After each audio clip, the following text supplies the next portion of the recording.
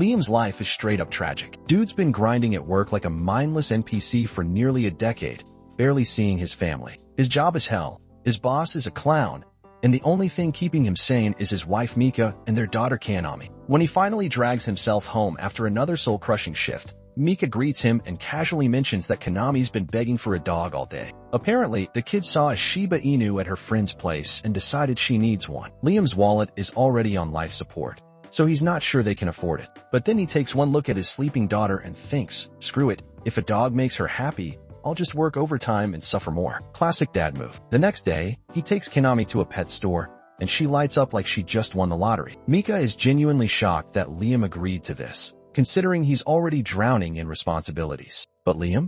Nah, he doesn't care. As long as his wife and daughter are happy, he'll take whatever nonsense life throws at him. Except life isn't just throwing nonsense, it's about to dropkick him off a cliff. The next morning at work, Liam's boss starts screaming at him over a late report. Liam, being the responsible guy he is, tells him he actually sent it last Thursday, but guess what?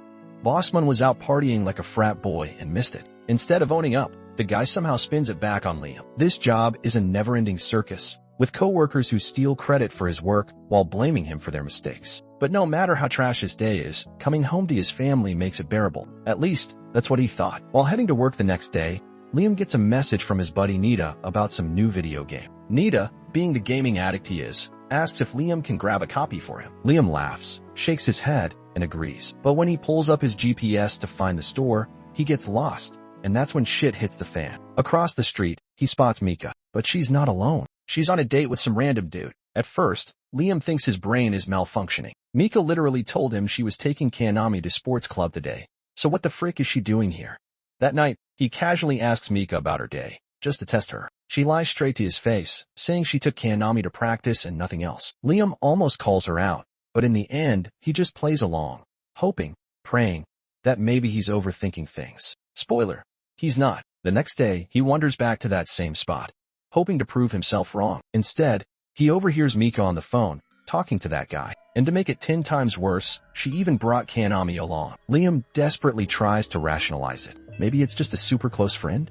Maybe he's Kanami's godfather or something?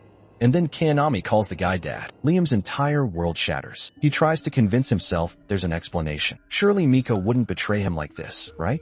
Wrong. At work, his boss comes over to yell at him again, and Liam, barely holding himself together, explains that his computer's been acting up. For security reasons, he shuts it down instead of using standby mode. Bossman, being the walking L that he is, doesn't care and tells him to just stop taking breaks altogether. Then Mika calls. Kanami's been in an accident. Liam bolts to the hospital, heart racing. The second he arrives, he demands to know what's going on. Mika says Kanami's already in surgery. The doctor comes out and asks for a blood donor. Liam immediately volunteers. But then shit gets real. Liam says his blood type is AB positive. Mika says hers is O positive. The doctor takes one look and tells Mika to come with him because Liam's blood isn't compatible. That's when it hits him. If Mika is O and Liam is AB, Kanami can't be his daughter. It's biologically impossible. Liam's stomach drops. He turns to Mika, voice shaking, and asks if Kanami is really his. And instead of answering, Mika flips the entire situation around and starts gaslighting him like a pro. She screams about how she should be mad,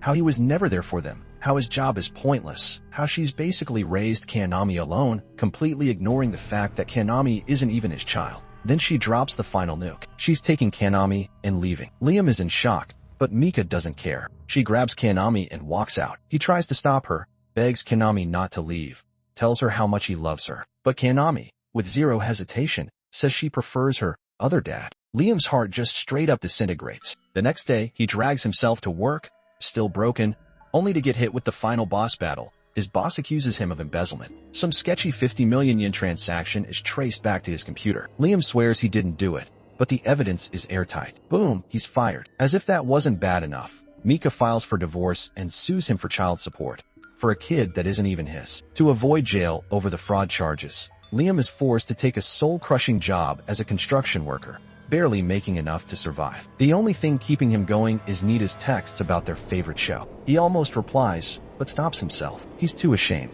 And then, because life just keeps beating him while he's down, he starts coughing up blood. Dude can't even afford a doctor, so he just lies in bed, waiting for the end. But just as everything fades to black, a strange light appears. In it, he sees the truth. His own boss was the one who embezzled the money. And the icing on the shit cake? That same boss was the guy Mika was cheating with all along. Liam loses it. Then, out of nowhere, a mysterious man shows up and drops a bombshell. He can give Liam a second chance in another world. At this point, Liam has nothing left to lose. If he gets a redo, he's not playing nice anymore. No more being a pushover. No more suffering for others. The man smiles, clearly enjoying Liam's newfound rage, and tells him he'll even throw him a bone. His next life will start as the son of a noble. Liam takes the deal without hesitation. And just like that, his soul is transported to a brand new world.